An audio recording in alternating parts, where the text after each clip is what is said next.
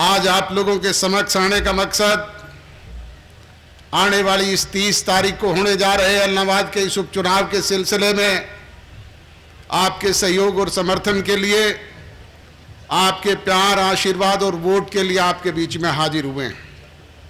माननीय मुख्यमंत्री जी, मुझे तो इस गांव में पहले भी आने का अवसर मिला और गांव के लोगों ने उसी दिन हमें ये आश्वासन दिया था, ये कहा था कि इस पूरे इलाके में रंधावा गांव सबसे अधिक वोटों से गठजोड़ के प्रत्याशी को जिता करके भेजने का काम करेगा।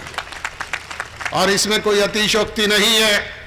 जिस दिन चुनाव परिणाम आए, आप रिजल्ट देख लेना, रंधावा गांव का मार्जिन सबसे ऊपर आपको मिलेगा। ये बात जो कहते हैं, अपनी बात के धनी लोग हैं। बुजुर्गों और नौजवान दोस्तों, आपके बीच में ये चुनाव की नौबत क्यों आई? आपने तो अपना नुमाइंदा यहां से 5 साल के लिए चुन करके भेजा था, परंतु आपके विधायक ने 2 साल में ही आपको चुनाव में झोंकने का काम किया। क्यों किया, ये आप मुझसे बेहतर जानते हो। उंगली कटवा करके शहीद होना चाहते थे। किसान आंदोलन की आड़ में किसानों के एकमात्र बड़े नेता बनने की ख्वाहिश मन में पाले हुए थे। इसी बात को लेकर के सोचा तो ये था कि किसानों की और सरकार की बातचीत के जरिए 26 जनवरी तक मसला हल हो जाएगा। तुझे तो सूखी वाही वाही मिलेगी और तू तो चौधरी देवीलाल से भी बड़ा किसान नेता बनकर के उभरेगा। परंतु परिस्थितियां विपरीत हुई, हालात बदले, भाई को इस्तीफा देना पड़ा और इस्तीफा देते हुए घमंड में आकर के ये कहा कि जब तक ये तीनों कृषि काले कानून वापस नहीं हो जाएंगे, आपकी समस्याओं से आपको निजात नहीं मिल जाएगा, मैं हरियाणा प्रदेश की असेंबली की दहलीज देखने का काम भी नहीं करूंगा। परंतु आज आप देख रहे हैं कि इतनी जल्दी फिर विधानसभा की दहलीज दिखाई देने लग गई और अब थोड़े दिन पहले चुनाव में फिर घमंड में कह दिया कि मैं तो ऐलनाबाद विधानसभा क्षेत्र में वोट मांगने के लिए भी नहीं जाऊंगा। बुजुर्गों और नौजवान दोस्तों, अपनी बात तो रोजाना घमंड में आकर के खराब करने का काम करता ही करता है। 86 साल की उम्र में चौधरी ओम प्रकाश चौटाला जी की बात को भी रोज खराब करके सोने का काम करता है। आपको याद होगा, पिछले चुनाव में पूजनीय चौटाला साहब गांव-गांव में आपके बीच में आए थे और आपसे कहा था कि रंधावा वासियों, मैं तो अंतिम बार आपसे वोट मांगने आया हूं, मेरी आय की रखियो। और आपने उनकी बात पर फूल चढ़ाने का काम किया, उनकी रखी। हमने भी कहीं कोई विरोध नहीं किया हो तो कोई बताए। उसका परिणाम ये रहा कि इनका एकमात्र विधायक हरियाणा प्रदेश की विधानसभा का दरवाजा देख पाया।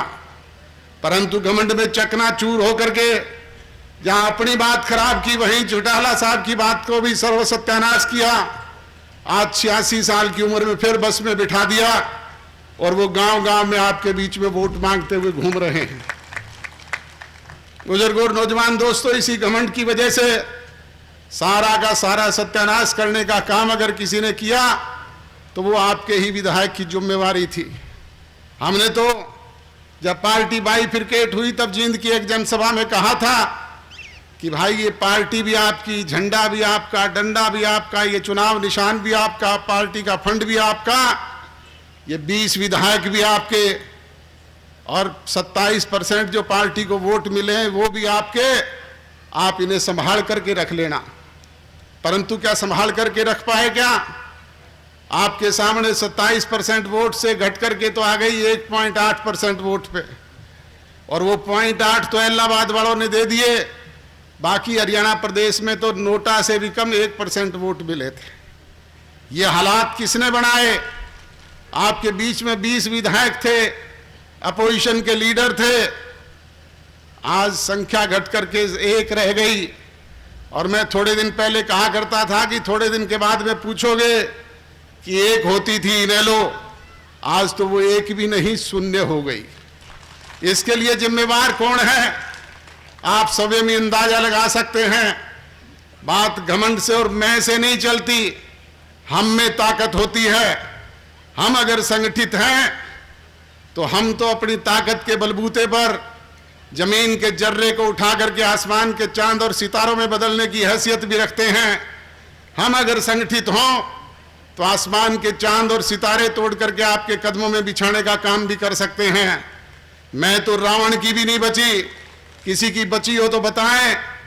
बुजुर्गों और नौजवान दोस्तों, आपके सामने दूसरी तरफ आपने 33 साल की उम्र में एक होनहार नौजवान को स्नेह, प्यार, आशीर्वाद और सहयोग दिया।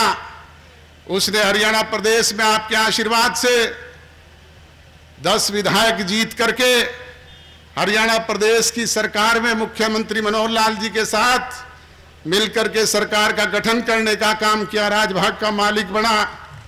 और आपके बीच में जो बातें अपने चुनाव घोषणा पत्र के जरिए कही गई थी, उनको आज दोनों मिलकर के हरियाणा प्रदेश की विधानसभा में कानूनी रूप से उन्हें कानूनी अमली जामा पहनाने का काम कानून बना करके कर रहे हैं। चाहे वो हरियाणा प्रदेश के नौजवान को 75% प्राइवेट सेक्टर में रोजगार देने की मांग हो, चाहे वो माताओं और बहनों को 50% पंचायती राज संस्थानों में भागीदारी देने का मामला हो, चाहे वो 30% आपके गांव के राशन डिपोज में महिलाओं को हिस्सेदारी देने का मामला हो, चाहे वो 8% बैकवर्ड क्लासेस के लोगों को पंचायती राज संस्थानों में हिस्सेदारी देने का मामला हो। इस तरह की अनेक बातें विधिवत रूप से कानूनी जान बना करके कानूनी अमली जामा उन्हें पहनाने का काम किया जा रहा है। 2 तारीख को जब चुनाव परिणाम आएंगे, आपकी दिवाली शुरू हो जाएगी। 4 तक लगातार दिवाली मनाने का काम करना, और फिर आपको घमंड से चूर किसी विधायक के दरवाजे पर जाकर के ये नहीं पूछना पड़ेगा कि विधायक जी का मूड कैसा है। बुजुर्गों और नौजवान दोस्तों, इन बातों से परमानेंट निजात मिल जाएगी।